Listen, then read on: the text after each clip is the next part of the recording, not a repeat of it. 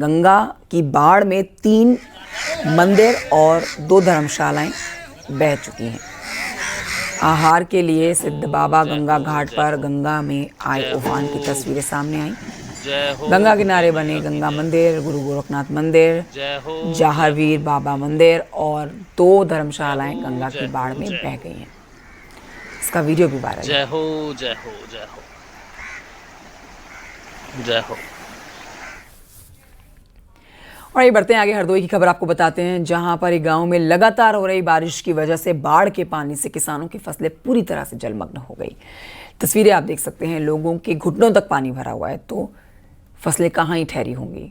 1200 बीघा में खड़ी धान की फसल तबाह हो चुकी है। खेतों में सिर्फ पानी आपको नजर आएगा। किसानों को आर्थिक नुकसान हुआ, अब आर्थिक संकट खड़ा हो गया। जीवन किस तरह से आगे व्यतीत किया जाएगा, चिंता इस बात को लेकर हो गई है। ग्रामीणों ने जल्द प्रशासन से सर्वे कराकर मुआवजे की मांग कर डाली है।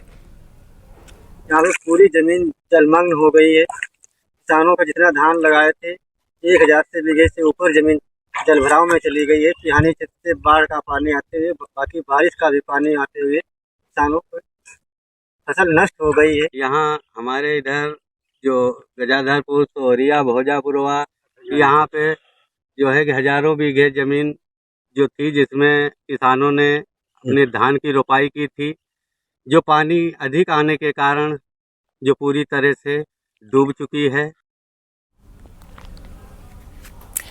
फर्रुखाबाद में डीएम आशुतोष कुमार और पुलिस अधीक्षक आरती सिंह ने बाढ़ प्रभावित इलाकों का जायजा लिया। गंगा नदी खतरे के निशान से 15 सेंटीमीटर ऊपर बह रही है। साथ ही रामगंगा भी इन दिनों उफान पर है।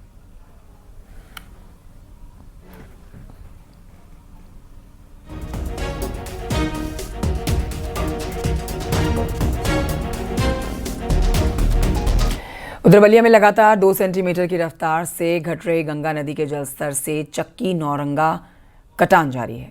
25 मकान कटान का शिकार हो चुके हैं। डीएम मंगला प्रसाद सिंह ने कहा है कि 22,000 बाढ़ राहत किट बांटी जा चुकी हैं।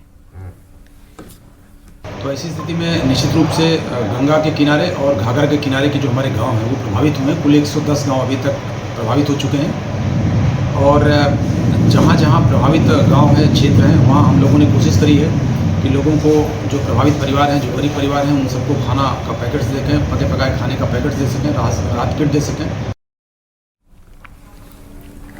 खबर कानपुर से, जहां पर लगातार बारिश की वजह से जगह जगह पर बड़े बड़े गड्ढे बन गए हैं, जो लोगों के लिए मुश्किलें पैदा कर रहे हैं।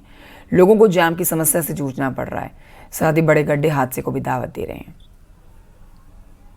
कानपुर के सबसे बड़े सीसामाऊ नाले को जोड़ने वाला डॉट नाला, जिसकी अंडरग्राउंड पाइपलाइन में लीकेज हुआ और उसके बाद सड़क धसी। इस वक्त न्यूज़ 18 टीम उसी स्पॉट पर खड़ी है। अब देखिए कि ये पूरी डेप्थ में गया है अंदर तक और एक एक करके इसमें धड़कन बढ़ती जा रही है। जहां जहां धीरे धीरे पांव बढ़ा रहे, देखिए ये सब गिरता चला जा रहा है और ऐसे में आनन फानन में इसमें बैरिकेटिंग लगा दी गई है।